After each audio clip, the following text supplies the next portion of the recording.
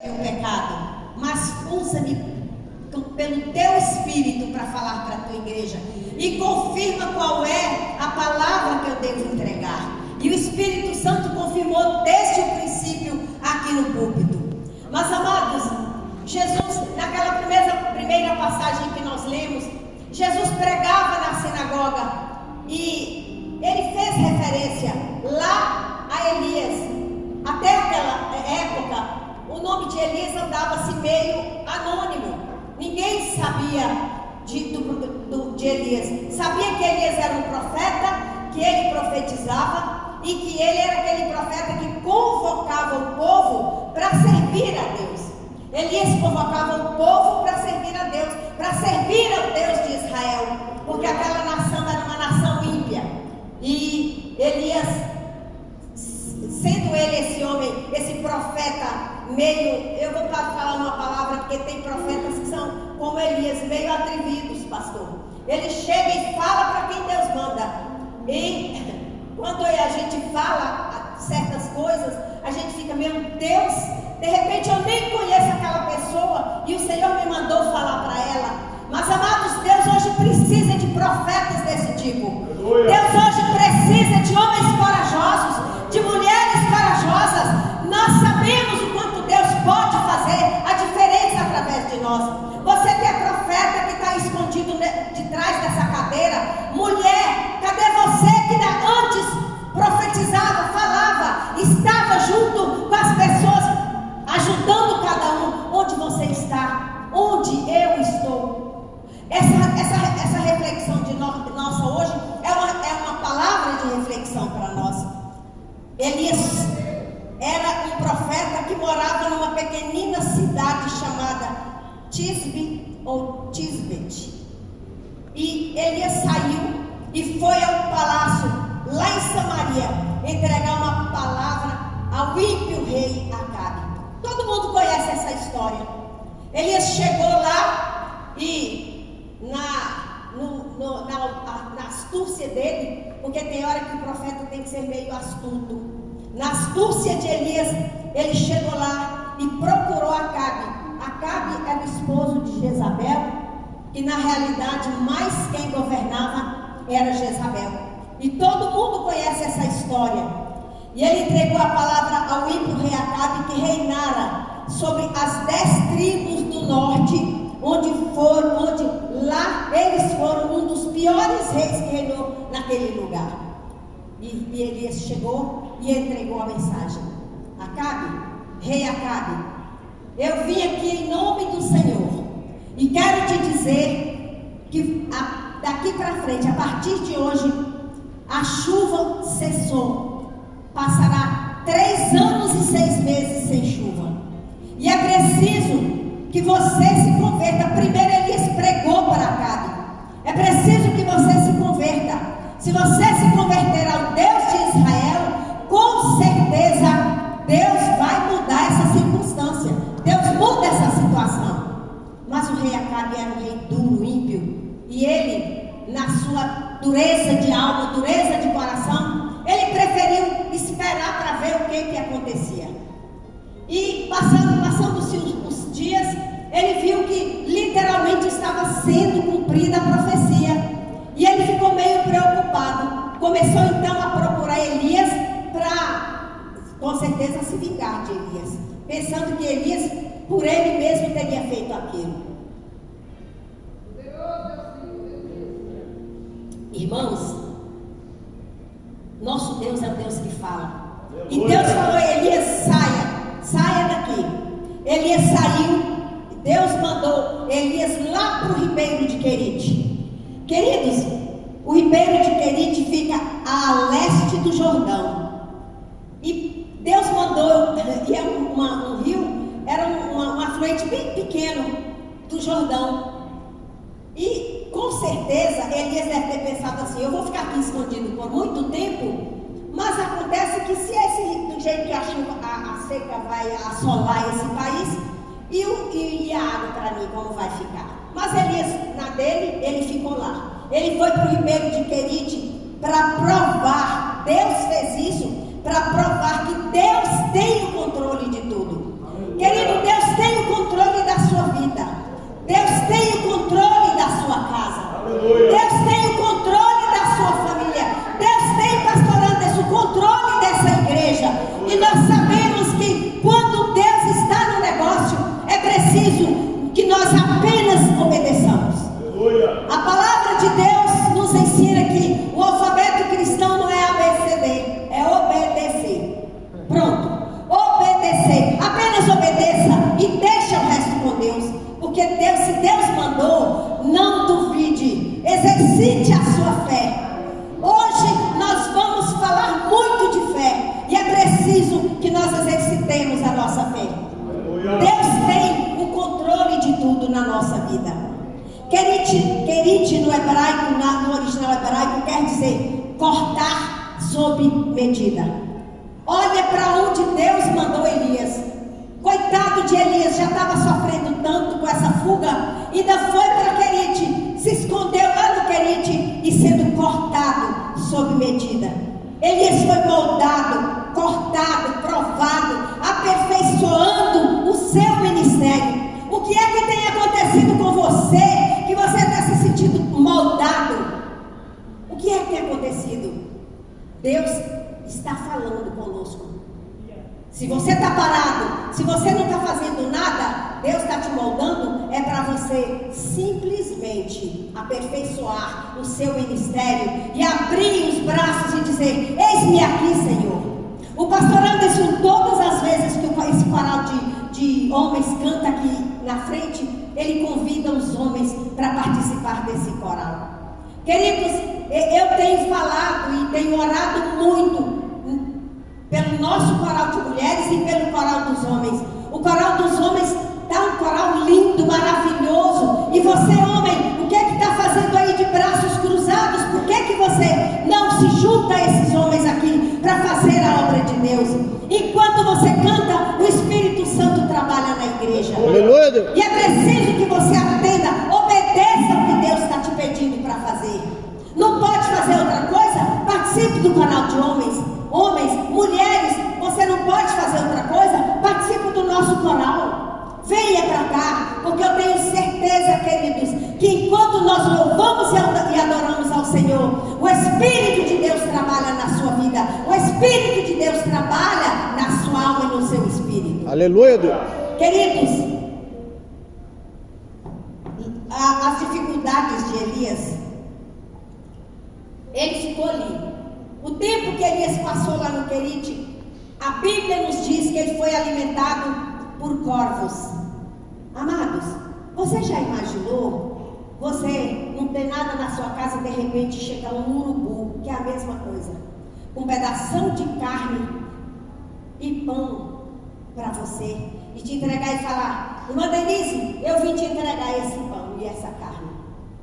Queridos, Elias foi alimentado esse tempo que ele esteve escondido por corvos. Todos os dias de manhã, diz a Bíblia, todos os dias de manhã os corvos chegavam e entregavam e deixavam para Elias carne e pão. E a água ele tomava no Querite, todos os dias. E assim foi. E nesse período, o rei Acabe estava tentando encontrar Elias. Mas Deus avisava, quando o rei Acabe estava chegando perto, Deus avisava a Elias: sai, vai para outro lugar e depois você volta. Ninguém descobriu que Elias estava ali no Querite. Ninguém descobriu. Depois de um tempo, o Querite secou-se. O tempo continuava sem chuva, o tempo passava, não tinha mais chuva e a situação foi ficando mais difícil. O Querite secou. E Deus tira Elias do Querite.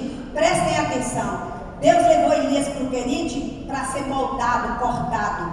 Deus tirou Elias do Querite e mandou para Sarepta de Sidom. Sarepta, pertencia a Sidom. É uma parte da Fenícia cercada a 18 quilômetros, localizada no Líbano de Sarafante. Esse nome era 18 quilômetros do Jordão, à margem do Jordão. localizada no Líbano e hoje Sarafande. Queridos, Elias começou a ser lapidado no Querite, foi para Sarepta e lá em Sarepta, agora em Sarepta significa fundição. Elias estava lapidado, cortado. Quando você pega uma joia e você vê um diamante, ele fica cortado, ele fica bonito, mas está todo lapidadinho. E aí Deus tirou Elias do Querite e mandou Elias para Sarepta, fundição. Aleluia. Elias foi fundido. Quando se funde um ferro, uma coisa, bota no fogo, irmãos. Elias passou por situações dificílimas. E aí, Deus disse, aí começa a situação de Elias lá em Sarepta. Elias foi para Sarepta e quando Elias chegou na porta da cidade, Elias viu aquela mulher. A Bíblia diz que ela estava apanhando lenha. Prestaram atenção na leitura, né? Ela estava apanhando lenha. Quando Elias aproximou dela, Elias simplesmente disse: dá para você me dar um copo de água? Eu vou resumir o que nós lemos. Dá para você me dar um copo de água? Eu imagino, né, que quando ela virou para pegar, para ir lá na casa para pegar água, Elias disse: volta aqui. Além da água, me traz também um bolo de pão. Elias estava com fome, queridos. Ninguém pede alguma coisa que se a gente não tem necessidade. Aquela viúva nunca tinha visto Elias na vida, não o conhecia, não sabia de onde ele vinha, não sabia quem ele era, só sabia que ele era profeta. E ela disse: como eu posso te dar pão se nada eu tenho, além de um pouco de farinha e um pouco de azeite na botija? E Elias, na fé, queridos, quando você está precisando de fé, exercite a sua fé. Exercite, eleve o nível da sua fé. Se você agora está pensando pouco, pense mais, eu preciso, eu tenho que entender que quem me ajuda é Deus. Aí Elias disse: se você fizer isso por mim, pode ter certeza que nunca na sua vida jamais vai faltar a farinha e o azeite na sua panela. Amados, e assim foi. Ela fez o pão, ela acreditou no profeta. Queridos, eu quero fazer uma parte aqui nessa mensagem e quero dar um testemunho. Nós fazemos uma campanha de oração aqui e eu quero te reforçar que essas campanhas de oração vêm poucas pessoas. Eu hoje, ultimamente, eu nem tenho vindo muito porque os afazeres têm me assoberbado, mas eu prometo à irmã Neide que eu vou voltar e a irmã Ângela também. Aleluia. Um dia Deus falou à irmã Ângela, na hora que fizemos aquela roda, eu pedindo oração, pastor Anderson, fizemos a roda, a irmã Ângela virou para mim e disse assim: irmã Ângela, levanta a mão aí, irmã Ângela, por favor. Está lá atrás, a irmã Ângela, que ela é uma profetisa de Deus, irmãos. Aleluia. Ela é uma profetisa de Deus, porque o que Deus usou ela para falar comigo se cumpriu. Maravilha. Ela virou para mim e disse: pastora, todo mundo viu quem estava na reunião. Faz uma campanha para colocar dentro do envelope, durante 3 meses, R$2. Quem trabalha na secretaria sabe que de vez em quando, todo mês tinha um envelopinho, ou então quando eu não tinha envelope, eu dobrava o papel e botava os R$2 dentro. Era eu que fazia isso. E eu falei, e ela disse: faça para esse assunto. E você ora e pede a Deus para que Deus realmente ouça a sua oração.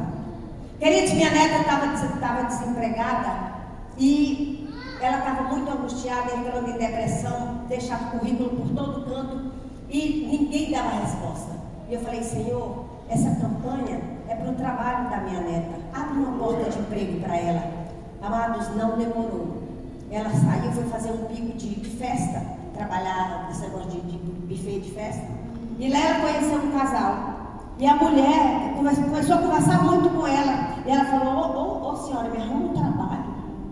Irmãos, é preciso que nós façamos a nossa parte. Deus usou minha neta para fazer a parte dela, pedir um trabalho para aquela mulher. Ela viu que a mulher poderia ajudá-la, mas na realidade foi Deus que fez aquilo. Aí ela pediu o trabalho. Ela disse: você quer trabalhar mesmo? Ela disse: quero. Se a senhora me arrumar um trabalho, eu vou ficar muito feliz. E eu tenho certeza que eu vou orar muito por você. ela disse, então me dá seu telefone. E pegou o telefone da minha neta. Isso foi no sábado. Na segunda-feira, alguém ligou para ela, usando o nome do marido dela, que a minha neta nem sabia quem era. Ela apenas usou o nome do marido. E aqui é da parte de doutor fulano, e ele está mandando você trazer, mandar por esse e-mail, mandou e-mail, mandar por esse e-mail os documentos, assim, mandou os documentos. Aí ela disse, mas quem é fulano? Ela disse, ele é o secretário da Secretaria de Justiça. E ela disse, ixi, é um trabalho que eu pedi para a mulher dele. E mandou rapidinho, isso foi na segunda-feira. Passou a terça, na quarta, a mulher ligou para minha neta e falou assim, vem aqui que eu quero... Não, manda, agora você vai mandar, pediu outros documentos que faltaram. Ela mandou. Na quinta-feira, a mulher falou, olha, você vai comparecer 9 horas lá no Buriti. Aí ela foi na quinta-feira. Irmãos, ela foi na quinta-feira, quando ela chegou lá, o nome dela, pastor Anderson, já tinha sido publicado no Diário Oficial, para ela trabalhar na Secretaria de Justiça. Queridos, esse nosso Deus é um Deus que faz. Ele responde a sua oração. Independente do voto que você fizer com Ele, se você fizer, cumpra. Porque a Bíblia diz que melhor não fazer, porque se fizer, você tem que cumprir. Amém? E foi assim que Deus operou na vida da minha neta. Hoje ela trabalha lá na hora aqui de Taguatinga e está feliz da vida. Já vão fazer 4 meses que ela está trabalhando. Amados, Deus faz essas coisas. E Elias, então, voltemos à viúva. A viúva, então, Elias passou a morar na casa daquela viúva.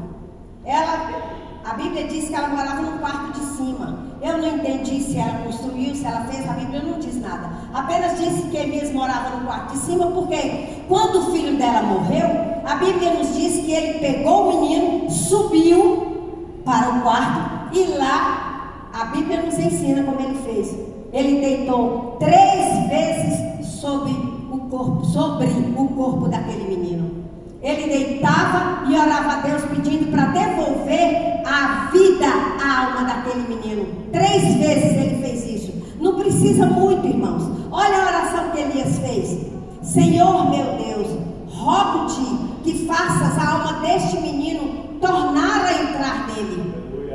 Só isso que Elias falou. Às vezes nós falamos muito, né? E Deus quer tão pouco. Deus quer só a certeza da nossa oração. Deus quer só a certeza de que Ele vai nos atender. E Ele fez essa oração 3 vezes. Senhor meu Deus, rogo-te que faças a alma deste menino tornar a entrar nele. E na 3ª vez, a Bíblia diz que o menino reviveu. Elias pegou o menino, desceu e entregou para a mãe dele. E a mãe dele, na gratidão, ela disse: agora eu sei que tu és o profeta de Deus.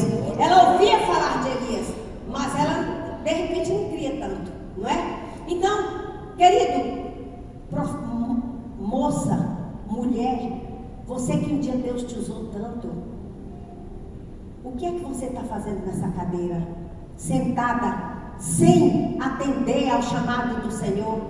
Deixa teu ministério fluir, deixa teu ministério ajudar as outras pessoas. Homem, rapaz, adolescente, você que teve aquele fogo aceso no seu coração, o que é que você está fazendo aí, sem fazer nada? Dá uma sacudida em você mesmo e disse: a partir de hoje a minha vida vai ser diferente. Eu vou trabalhar para o Senhor. Trabalhe para Deus, faça o que você puder. Amados, eu tenho 74 anos, não tem problema nenhum em dizer minha idade. Mas se eu fosse mais nova, pastora Tati, eu não saía dessa igreja. Não saía, eu estava em tudo e mesmo assim eu ainda vou em muita coisa, né? Eles são testemunha. Quem me vê aqui sempre sabe que eu ainda vou em muita coisa. E eu falo: Deus, fortalece as minhas pernas, fortaleça o meu corpo físico, me fortaleça, que é para eu poder te ajudar a ajudar, para através de mim o Senhor fazer milagre aqui na terra. Porque tem muita gente que está deitada esperando o que chegar, eu não sei. E nós o pastor José está aqui também, está sempre aqui. É preciso, amados, que nós peçamos a Deus para renovar a gente todos os dias. Eu falo com Deus, Senhor, eu hoje acordei mais nova, mais bonita, mais feliz, mais rica de saúde, de felicidade, de paz, de alegria. Mulher, faça isso, mulher. Homem, faça isso. Não se entregue a nada. Não se entregue. Eu não me entrego. Eu falei, Deus, não me recolhe assim doente, não. Me recolha dormindo. Vai ser bem melhor. Aleluia, Deus. Eu oro, faço essa oração, pastor. Eu faço. Para Deus me recolher dormindo. Porque quando eu estiver dormindo, eu não vou pensar que eu tinha que fazer isso, que eu tinha que ir naquele culto, que eu tinha que fazer aquilo. É desse jeito, queridos. Eu tenho 42 anos de evangelho. Eu já fiz alguma coisa. Hoje não tem muita força mais para nada, não. Mas Deus nos ajuda, né, irmã Iracilda? Deus nos ajuda a estar firme e forte fazendo a obra do Senhor. Eleve o nível da tua fé. Eleve o nível da tua fé. Amado, se a gente for olhar, fazendo uma comparação dos milagres que Jesus fez na nossa vida, a gente fez antes aí, por aí, enquanto lendo a Bíblia, a gente vê que lá no livro de... Eu anotei aqui as passagens. Nós não vamos ler, porque já está acabando, né, pastor? Falar dos milagres, a gente vê, eu vou falar de 2 milagres de cegos e 2 milagres de multiplicação dos pães. O primeiro milagre foi do cego de Jericó. Lá em Lucas 18, de 35 a 43, o Senhor, ele estava passando, né? Então todo mundo também conhece essa história. Ele passando e o cego de Jericó dizia: Senhor, filho de Davi, tem misericórdia de mim. E aquela multidão não, e o povo empurrava o cego, e o cego querendo chegar perto: Senhor, filho de Davi, tem misericórdia de mim. E até que alguém, Jesus falou: deixa ele aproximar. Ele se aproximou e Jesus disse: o que é que tu queres? Ele disse: eu quero ver. Ele disse: então veja. Foi imediatamente, ele passou a ver. Ele passou a ver. Agora o cego de Betsaida, que está em Marcos 8, de 22 a 26, diz que o cego foi levado a Jesus. Ele foi levado. E ele levado, ele pediu a Jesus para curá-lo, para fazê-lo enxergar. Jesus perguntou para ele: o que é que você quer? Ele disse: eu também quero ver. Ele disse: então, Jesus pegou saliva, jogou no rosto, no olho daquele cego, passou o dedo. Lê depois Marcos 8, 22 a 26, que você vai ver que foi assim. Passou o dedo e mandou ele abrir os olhos e perguntou: você está vendo? Ele disse: eu vejo como homens andando como árvores. Queridos, aquele cego já enxergou o dia, porque ele viu o homem. Então, se ele viu o homem, ele sabia o formato de homem. Andando como árvore, ele sabia como era a árvore. Então, Jesus disse: mas não. Aí Jesus disse, passou o saliva de novo no olho dele e disse: agora vê. E ele passou a enxergar, literalmente. Amados, o milagre da nossa vida, uns acontece rápido, da primeira vez. Outros, o milagre acontece aos poucos. Aos poucos.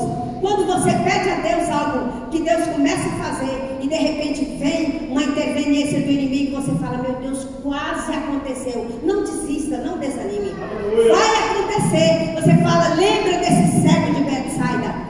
Ele pediu, viu homens andando com árvores, depois Jesus fez de novo o milagre, ele passou a ver.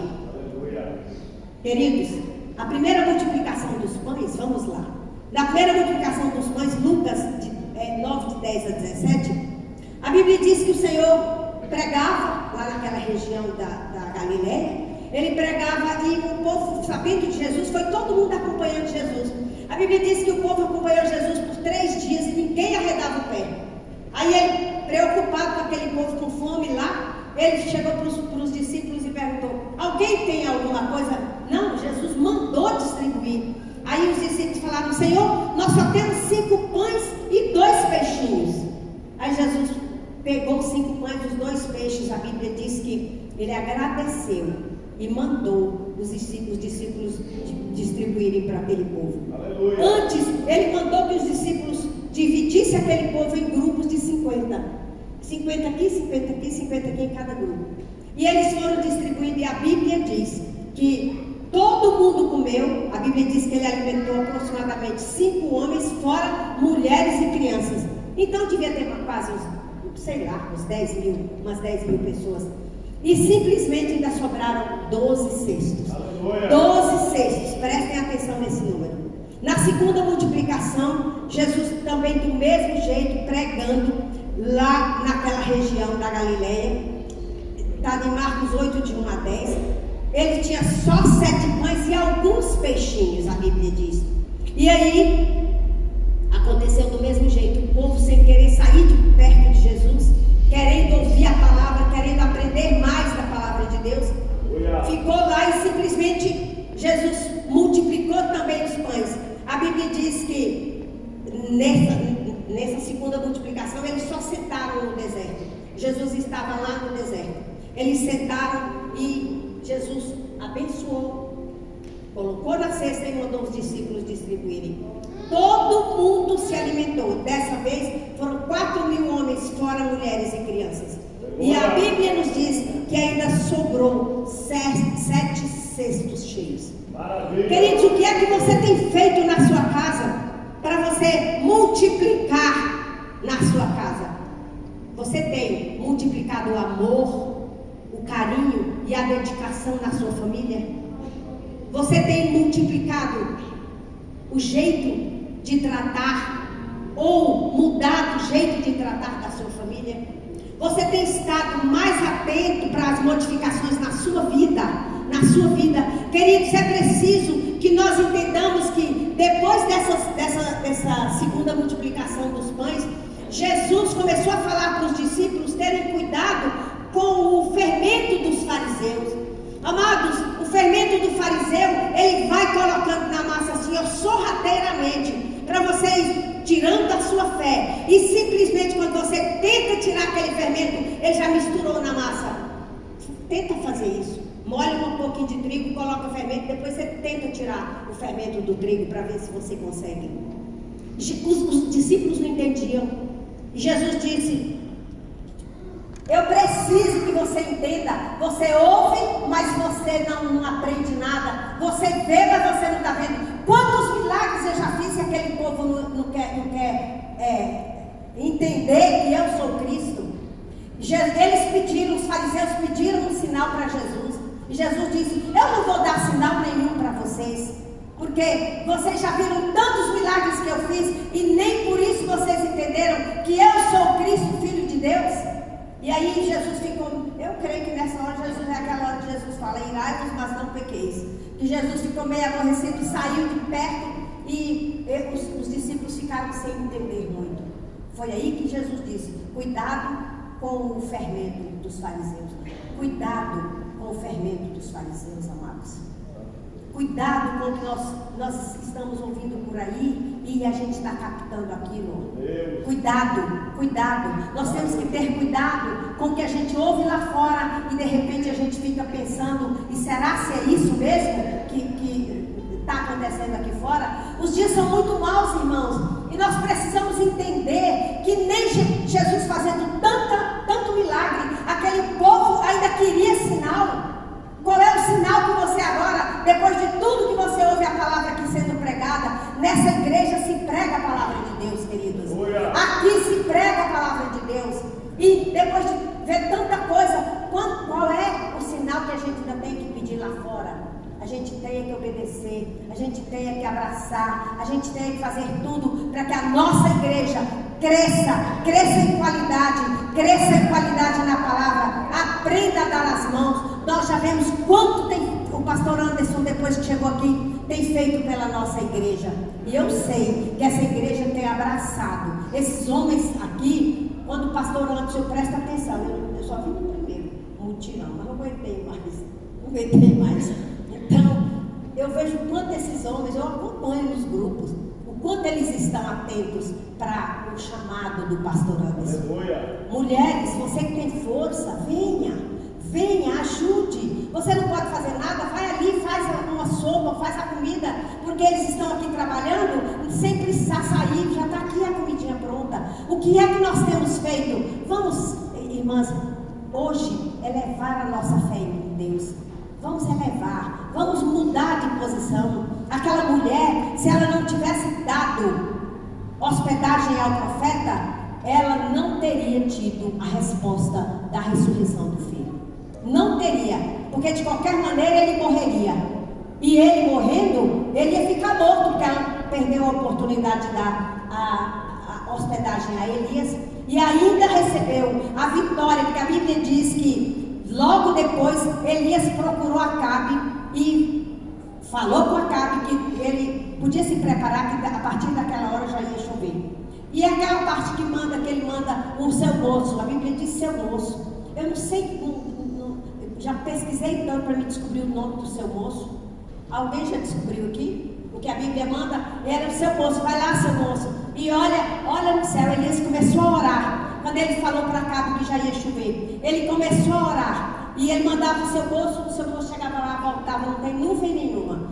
Continuou, vai de novo, não tem nuvem nenhuma. 5, 6, na 7ª vez, ele disse: eu vejo uma nuvem do tamanho da mão de um homem. Aleluia! Irmãos, quem já foi a Israel sabe o quanto aquele céu é azul.